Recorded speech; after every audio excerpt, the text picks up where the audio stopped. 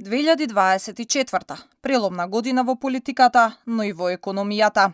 Тројца премиери, 2 политички и 1 техничка влада. Започна со песимизам, заврши со оптимизам. Стопанството беше во грч во првото полугодие пред се заради изборите, но и заради надворешните притисоци. Промената на власта ги промени и економските текови во Македонија. На почетокот на годината, владата се бореше со инфлацијата со замрзнување на цените и се фалеше дека никогаш не било подобро. Пред време го исполниле ветувањето за просечна плата од 500 евра. Пред време го реализираше ветувањето за просечна плата од 500 евра. Денес просечната плата е над 630 евра. Но колку вредеа тие 500 евра? Дури и храната стана луксуз за многумина. Па не знам ова што кажуваат во овие негде околу 69-70 илјади. Што најдеш методологијата не се живее. Власта во заминување се погрижи за своите партиски кадри. Во десетици државни институции никнаа десетици огласи за вработување во првите денови од новата година. Од друга страна пак дел од административците на улица бараа да не се изгласа новиот закон со кој стравуваа дека нема да добијат покачувања согласно растот на минималецот. По изборите, новата влада ги послуша работниците и овој закон го врати на доработка. Последната година од мандатот на СДСМ и ДУИ ја одбележа и обидот да се склучат 4 договори за така наречените стратешки проекти. Законите стигнаа во собрание под превезот на европското знаменце, а најспорен беше оној кој ќе дозволеше изградбата на комбинираната гасна централа од страна на грчки Митили Неос. На крајот се откажа, но не поради притисокот од јавноста и од експертите, туку поради коалицијски препукувања. Кој да го има кјарот од овие проекти? Се формираше техничката влада. Време во кое се открија многу податоци. Народните пари се трошеле како да нема утре. Од страна на Државниот завод за статистика се утврдува учество на јавниот долг во бруто домашниот производ од 62,1%. По изборите новата влада со нови политики стартуваше амбициозно, со големи планови и со најави за инвестиции. Ваков почеток на мандатот со вакви инвестиција покажува дека како влада сме насочени кон проекти што се во интерес на граѓаните. После 6 месеци епилогот е 800 милиони евра инвестиции и најава за 2800 вработувања. Во изминатите 6 месеци се реализира и други нови странски инвестиции, како таа која што ја отпочнавме на почетокот на нашиот мандат на Алказар Енерджи за изградба на ветерници во општините Радовиш, Штипи, Карбенци. Еден од првите предизвици на новата влада беше притисокот за зголемување на цената на струјата. Со законски измени се спречи ценовен шок за граѓаните.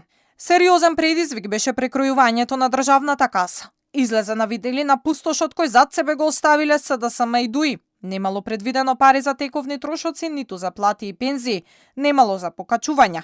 Изгледа имало само за тендери.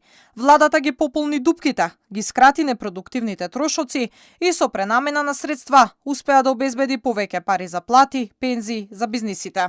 Предимензионирани плаќања, економијата е во клиничка смрт. Затоа првиот буџет кој го креираше владата на ВМРО ДПМН е проектиран на економски раст и развој, капитални инвестиции, повеќе пари за граѓаните. Се обезбедија повисоки плати за наставниците, за здравствените работници, за повисокиот минималец од март, како и раст на пензиите. Што би лидерно, ние сме задоволни за тоа. Супер. Ворете, викам. И реално што е линеарно. Тоа е работа. Сериозна финансиска инекција доаѓа со вложување во општините и бизнисот. 500 милиони евра во вид на заем од Унгарија по многу поволни услови. Македонија ги наменува за инвестиции во градовите и селата и пред се во производствените компании.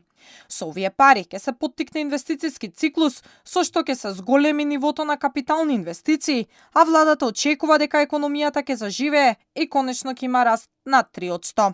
Договорена е каматна стапка од 1,95%, до 3 години грејс период и до 15 години рок на отплата во зависност од потребите на компаниите. Ценам дека ова е историски договор. Додека се чекаат свежите пари, владата веќе работи на колку толку олеснување за граѓаните.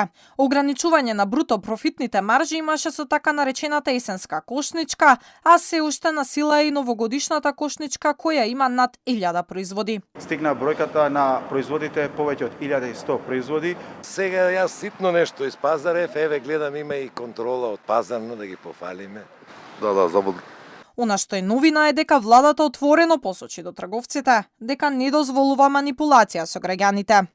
Трикои не може, тоа нема оваа влада да толерира. Видлива стана и градежната офанзива. Процесите кои со години биле закочени, сега конечно почнуваат да се реализираат и тоа со забрзано темпо. Прв пат после 50 години почнуваат реални работи на изградба на овој автопат, кој што ќе значи дека помеѓу главниот град на нашата држава и Охрид и Струга ќе се патува за некаде за час и 20 до час и половина. Сигурно е дека пред економските ресори стојат сериозни предизвици и ветувања кои граѓаните очекуваат да бидат реализирани. Самиот старт на 2025-та носи расчистување на долгови, доспева еврообврзницата, а Македонија обезбеди пари од Унгарија за да ја врати. Дел од желбите во 2024-та беа исполнети, но за 2025-та остануваат уште многу. Повисоки плати и пензии за граѓаните, повеќе работа за компаниите, подобра инфраструктура за сите.